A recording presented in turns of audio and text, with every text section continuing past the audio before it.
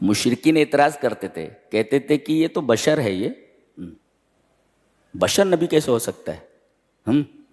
اللہ نے فرمایا ٹھیک ہے، تو نبی کس کو ہونا چاہیے؟ بولے کسی فرشتے کو. کسی فرشتے. اللہ نے فرمایا فرشتہ آ جائے اس کو دیکھ کر کے تو تمہارا دم نکل جائے گا اگر اپنی اصلی صورت میں آ جائے تو. اچھا تو انسان کی شکل میں بھیج دیا جائے. ارے انسان کی شکل میں بھیج دیا جائے پھر یہی اعتراض ہوگا، هل هذا ملک او بشر، یہ انسان ہے کہ فرشتہ ہے؟ پھر وہی اعتراض، وَلَلَبَسْنَا عَلَيْهِمْ مَا يَلْبِسُونَ، پھر وہی اشکال آ جائے گا.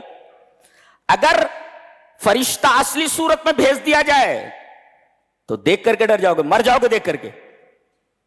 اور اگر انسان کی صورت میں آ جائے تو پھر وہی اعتراض ہوگا، هل هذا ملک او بشر، یہ فرشتہ ہے یا انسان ہے.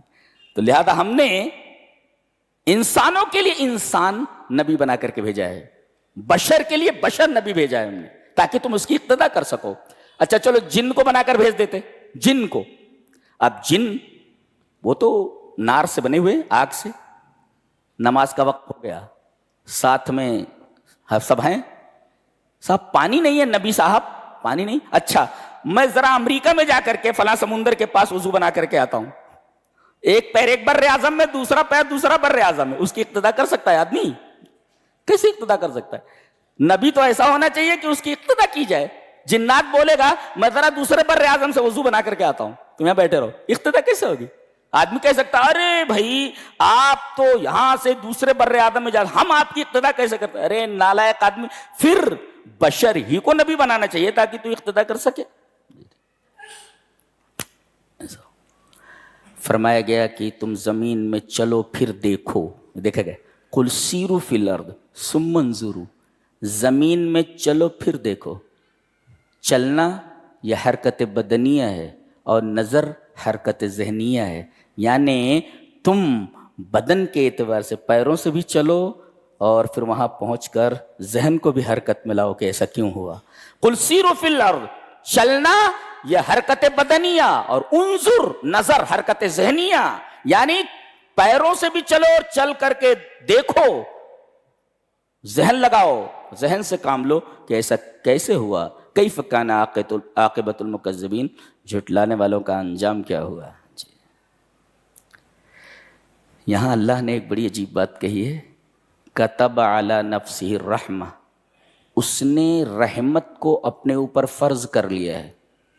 حدیث بھی ہے نا، اللہ جو ہے انتقام لینے والا بھی ہے، غصہ بھی ہوتا ہے، اور اللہ رحم کرنے والا بھی ہے، لیکن اس کی رحمت اس کے غضب کے اوپر حاوی ہے. کیوں؟ اس کی دلیل کیا ہے؟ دلیل یہ ہے کہ خطا کاروں کی توبہ کو قبول کرتا ہے. اس کی رحمت نہیں ہے، خطا غلطی کرے تو اس کو قرار واقعی سزا دینی چاہیے نا، لیکن سزا نہ دینے کے بعد وہ اگر توبہ کرتا ہے تو اللہ اس کی توبہ کو قبول کر لیتا ہے. اس کا مطلب یہ ہوا کہ اللہ کی رحمت اس کے غضب کے اوپر حاوی ہے. آگے فرمایا گیا زمان. کچھ لوگ کہتے اللہ کب پیدا ہوا؟ کب کا مطلب ہوتا ہے زمانہ. زمانہ. اللہ فرما رہا ہے کہ میں نے زمانے کو پیدا کیا ہے، زمانے کو میں نے پیدا کیا ہے. اور آپ یہ پوچھیں کہ اللہ کب پیدا ہوا ہے، کب پیدا ہوتا ہے، اس کا مطلب زمانے میں. جب زمانے کو اس نے پیدا کیا ہے تو کریٹر کریشن میں کیسے آ سکتا ہے؟ آپ کمپیوٹر بنا رہے ہیں، وہ کریشن ہے، تو کمپیوٹر بنانے والا کمپیوٹر میں کیسے آ سکتا ہے؟ فرمایا گیا وَلَهُ مَا سَكَنَ فِي اللَّيْلِ وَالنَّهَارِ، اسی کی تمام چیزیں ہیں جو رات میں سکون حاصل کرتی ہیں اور دن میں. آپ ایک سوال کر سکتے ہیں کہ یہاں پر سکون لایا گیا، حرکت نہیں لائے گی، اس لیے کہ سکون کا عین ضد حرکت ہے.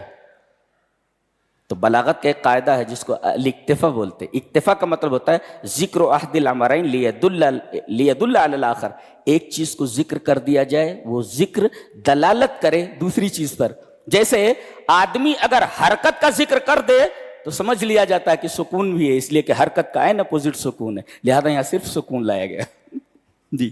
اور یہ بھی کہہ سکتے ہیں کہ ہر حرکت کا نتیجہ سکون ہی تو ہے.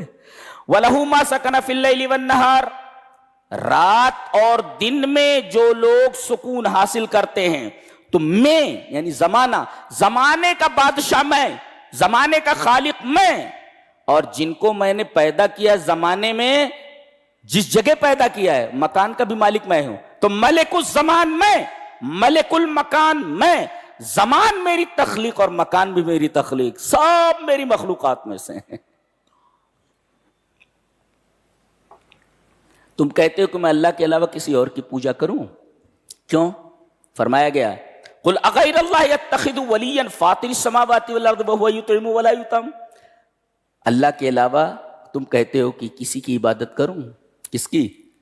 وهو یطعم ولا یطعم، وہ کھلاتا ہے کھاتا نہیں ہے. بتایا گیا کہ جو کھائے وہ معبود نہیں ہو سکتا، جو کھلائے وہ معبود ہوتا ہے. یہ بتایا گیا هو یطعم ولا یطعم.